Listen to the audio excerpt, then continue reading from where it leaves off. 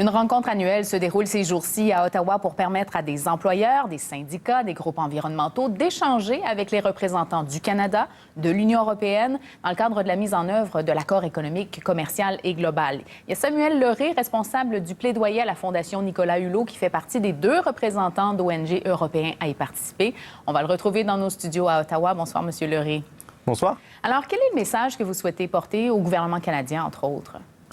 Aujourd'hui, c'est un message qui s'adresse à l'Union européenne comme au Canada. C'est de dire on a un accord de commerce qui ne fait pas du tout l'unanimité. Il y a beaucoup d'opposition partout en Europe. Vous savez qu'en Europe, le processus de ratification n'est pas terminé. Et que pour nous, il n'est pas compatible aujourd'hui avec les engagements pris dans le cadre de l'accord de Paris, que ce soit de la part du Canada ou de l'Union européenne. Parce que sur les 1596 pages que font l'accord, il n'y a que seulement 13 pages sur l'environnement et que ces 13 pages ne sont pas contraignantes, contrairement à tout le reste de l'accord. Donc, vous souhaiteriez qu'on modifie l'accord? Vous parlez même de renégociation carrément? Oui, en fait, ce qu'on propose, et d'ailleurs c'était prévu dans l'accord, c'était ce qu'on appelle une review, donc de revoir les chapitres développement durable et plus généralement, nous, on demande de revoir l'accord. Revoir l'accord pour faire quoi? D'abord, pour mettre une clause environnementale. On voit un peu que partout dans le monde, ça devient un peu de tendance d'être contre le climat. On le voit aux États-Unis, au Brésil. Et donc, on a besoin d'avoir des garanties pour que dans l'avenir, tous les États tiennent leurs objectifs climatiques. Donc, nous, ce qu'on propose, c'est une clause qui permette aux États, si jamais le Canada ou si jamais l'Union européenne ne respecte pas ses engagements de baisse d'émissions de gaz à effet de serre, alors de suspendre l'accord le temps qu'on revienne sur la bonne trajectoire. Donc, de le suspendre carrément, on sait qu'il est en vigueur depuis 1 an. Pourquoi pas simplement l'amender, modifier certaines choses alors qu'il pourrait rester en vigueur? Alors, c'est ça qu'on propose, c'est de l'amender pour, au cas où, si jamais le Canada ou si jamais l'Union européenne ne tiennent pas leurs engagements, ils puissent être suspendus. Pour le moment, on a vu que dans l'Union européenne et au Canada, on a des gouvernements plutôt progressistes, en tout cas dans le discours qui disent qu'ils veulent défendre l'environnement. En revanche, on sait que tout ça peut changer très vite. On l'a vu aux États-Unis, on est passé de Obama à Donald Trump. On l'a vu aussi au Brésil avec l'arrivée de Jair Bolsonaro. Donc on a besoin de garanties. Puis vous savez, l'accord de Paris a une grande faiblesse, c'est-à-dire que tous les États sont obligés de prendre des engagements, mais s'ils ne les tiennent pas, alors il ne se passe rien, on ne pourra que critiquer.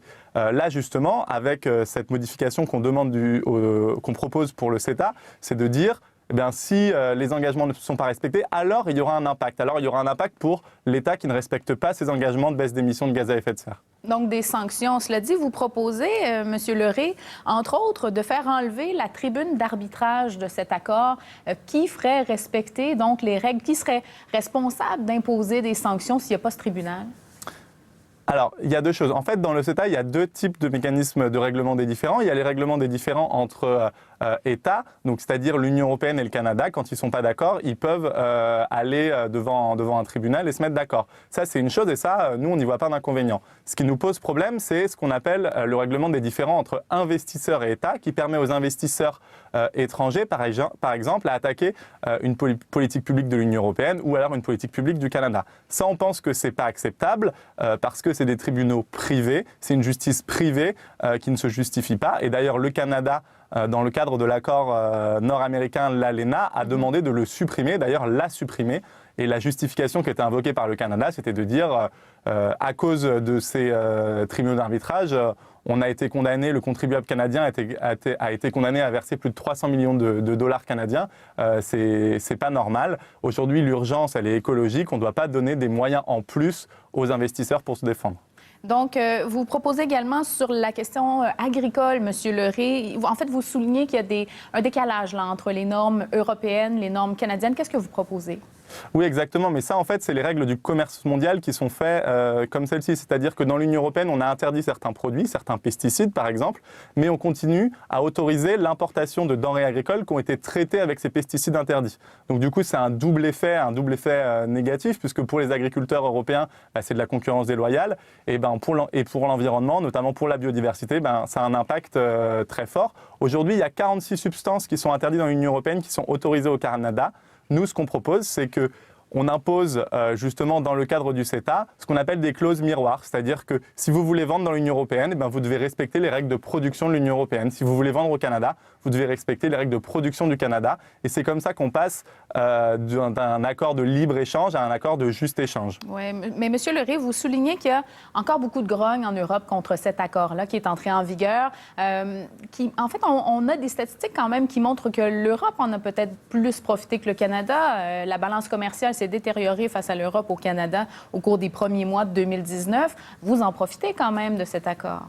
Alors, l'Union européenne en bénéficie, mais le problème, c'est que le grand perdant, c'est encore et toujours le climat.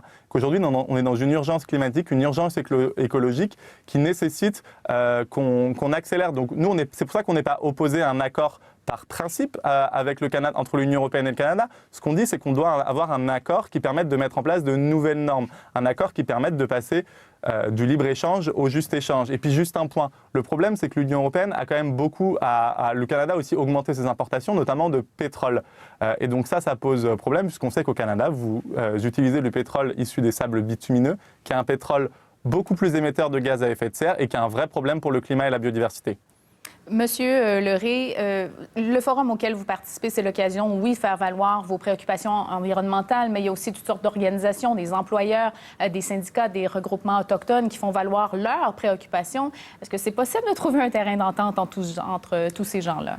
Alors, aujourd'hui, ce qu'on a vu, parce qu'on a pu commencer les réunions aujourd'hui, on s'est rendu compte que finalement, les seuls qui s'opposaient, c'était toujours le patronat. Sinon, il y a un grand consensus entre les syndicats, les ONG, les représentants des peuples autochtones pour demander une révision du CETA. Ça, c'est quelque chose qui fait plutôt consensus. Donc, on espère que demain, le patronat sera enfin à la hauteur des enjeux écologiques et va accepter qu'on puisse revoir cet accord pour qu'il soit plus écologique.